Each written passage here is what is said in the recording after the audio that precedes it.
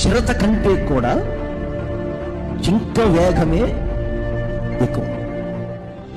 మరి ఎలా దొరుకుతుందండి అని మీరు అంటారేమో. అది పరిగెళ్తా ఉంటది జింక, ఈ చిరత తరుముతా ఉంటది.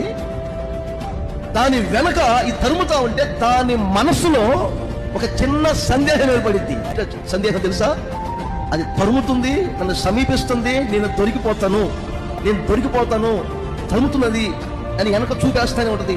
అది తరుముతున్నాను, నేను దొరుకుతాననే చిన్న సందేహం దానికి తెలియకుండానే దాని స్పీడ్ తగ్గిస్తా ఉంటది. సింహముఖం అనే పదం ఎందుకు ఉపయోగించారు తెలుసు? అక్కడ కొండలలో ఉండు జింకలంత వేగంతో నువ్వు పరిగెళ్తూ ఉన్నా, కొన్నిసార్లు దుష్టుడకు సాతాను తరుముతూ ఉన్నప్పుడు నీ వేగము తగ్గిపోకుండా ఉండటానికి నీ ముఖము సింహముఖం అంటే దేనికైనా ఎవరికైనా బలపడి వెనకకు తిరగని ఒక సింహం లాంటి ధైర్యం ఉండాలి నీకు.